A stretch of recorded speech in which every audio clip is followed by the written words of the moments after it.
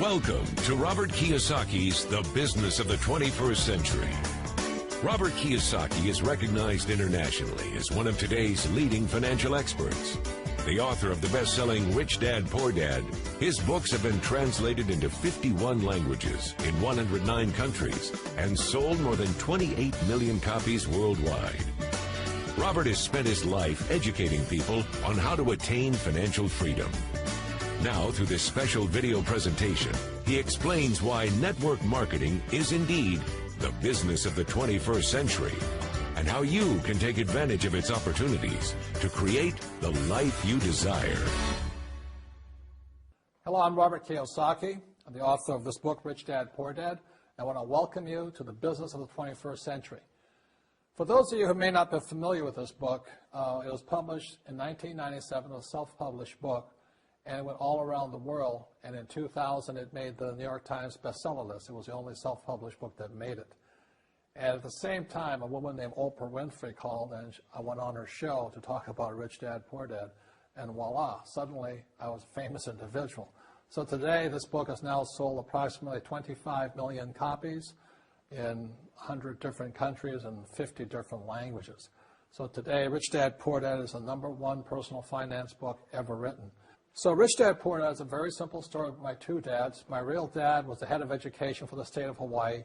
Great guy, PhD, like I said, head of education, smart guy, but he also ran for lieutenant governor of the state of Hawaii as a Republican. Unfortunately, he lost, and he ultimately died poor, so that's why I call him my poor dad. My rich dad, on the other hand, didn't finish school, but he ultimately became one of the richest men in Hawaii. So he was my best friend's father, and starting when I was just the age of 9, my rich dad began teaching me about money and business and why the rich are getting richer and why there's this big gap between the rich and everybody else today. So Rich Dad is a very simple, true story about two fathers, Rich Dad and Poor Dad, tell their two sons about money. And it was my poor dad always said, go to school, get a job, work hard, and all that stuff. And my rich dad says, you'll never get rich doing that. You'll never be a free man. So that's kind of the differences. But if I would show you a diagram of the differences here, is that in financial education, this is very simply the difference. Because there's no financial education in our school, most people do not understand financial statements. So this here is income, expense, assets, and liabilities. And the reason my poor dad was poor, it was very simple. Because he couldn't read a financial statement because he don't have financial education in school. He was financially illiterate, although a PhD. And my poor dad always said, our house is an asset. And my rich dad said, your father may be well educated, but he can't tell assets from liabilities. So very simply, my rich dad said to me, assets, whether you work or not, put money in your pocket. So when a banker looks at your financial statement, the banker looks at this and says, oh, you have assets and you're putting money in your pocket. And if you look at your house, it's really a liability because every month it takes money from your pocket. Now I can hear people say, well, it's, I don't have any debt on it, but still every month you have insurance, you have upkeep and expenses to it. So very simply, the reason I'm a rich man today was I knew the difference between assets and liabilities. And I get richer and richer because every year I add more assets to my balance sheet here. And so that's one of the biggest differences. And as my rich dad often said to me, he says, son, my banker has never asked me for my report card. My banker wants to see my financial statement because it's your financial statement that shows how high your financial IQ is. How smart are you with money?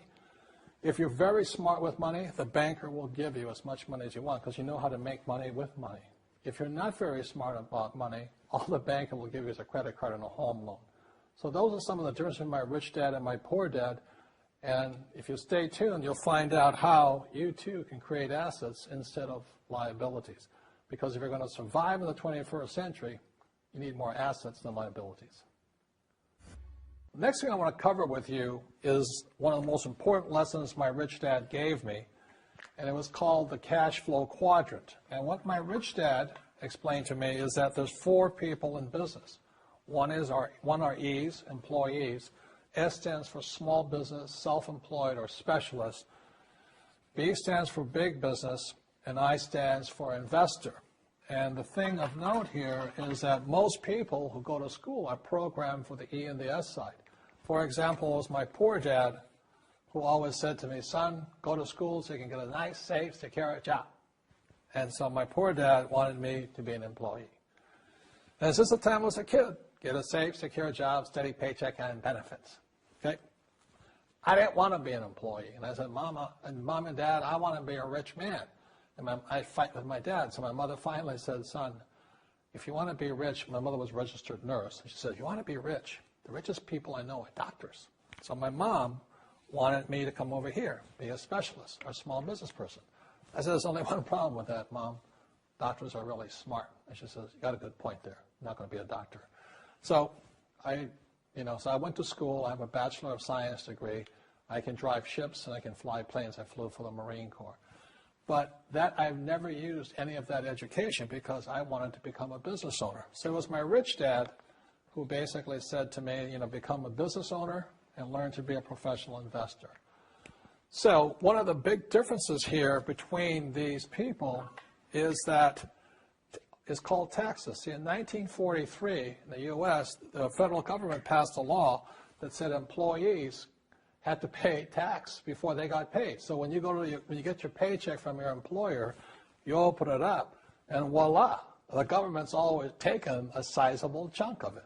And the harder you work and the more money you make, the more money they take from you. So that's why it's not that good to be an employee, because you can never get ahead, because the more you work, more money you make, the greater they pay in taxes. Now, the doctors and lawyers and attorneys, accountants were all laughing, saying, oh, these guys, they're getting paying a lot of taxes. So naturally, the federal government changed the laws again. So in 1986 in the U.S., a thing called the 86 Tax Reform Act, and it basically took a lot of the benefits away from people who are self-employed, small business, doctors, and lawyers. So today in America, unfortunately, these guys pay the highest percentage in taxes. It is tragic. And a lot of people think they're investors, but what they're really doing is they're just giving their money to people like mutual funds, companies, and all that. So they're investing, but they're not really investors. See, the big tax breaks are on this side. The laws are pretty tight here, but this area is very, very gray. So by being a business owner on the right-hand side of the quadrant, you can make a lot more money and pay a smaller percentage of taxes legally. And the key word is legally.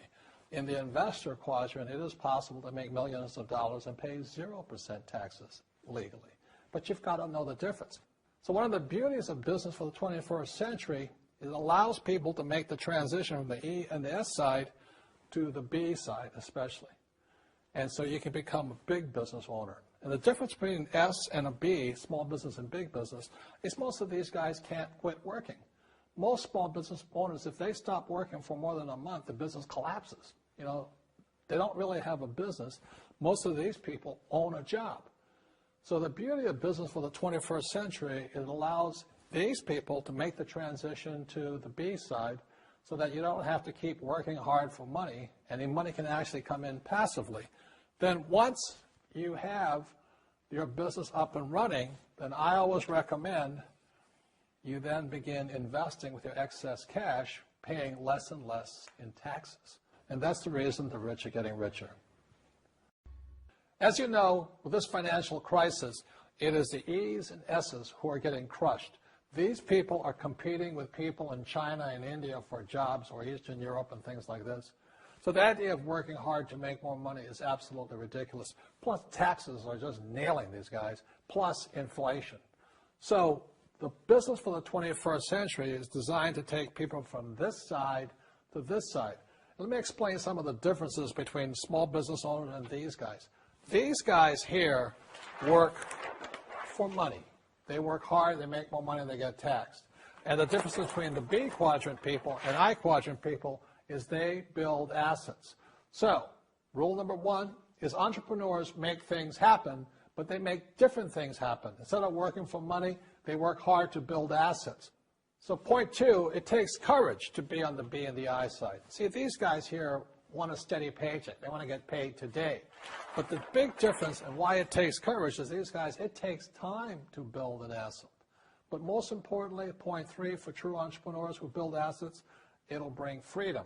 Now, one of the problems with this area, as you know, it takes capital. In other words, it takes a lot of money to buy some of these apartment buildings, to build a business and things like this. But there is a way. There is a way to do it with very little capital, and that's what I'm here to talk to you about. It's about a business for the 21st century.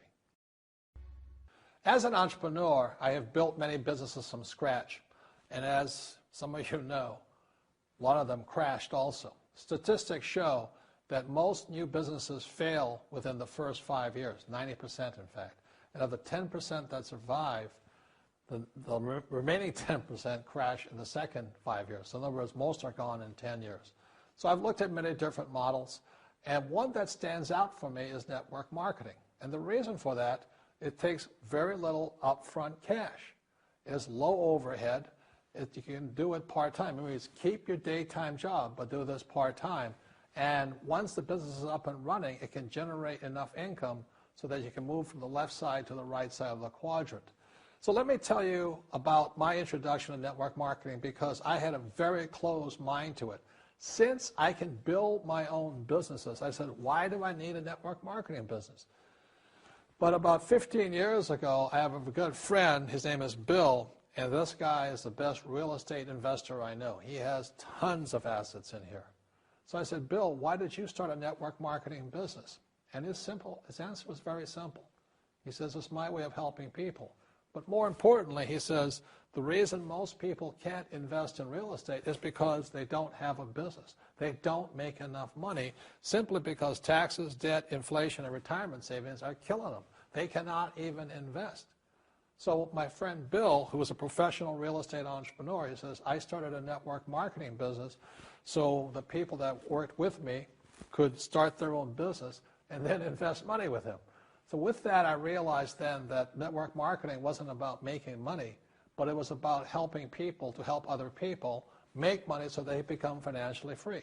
So the beauty of network marketing, I said, like it's very low entry point, doesn't take much money, you can do it part-time.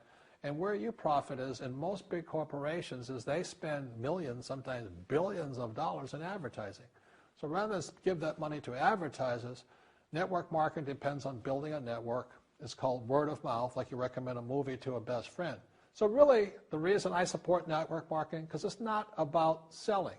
It's about people helping people build assets in the asset columns, becoming business owners, and then becoming investors, rather than going through all of this here, which most E's and S's go through.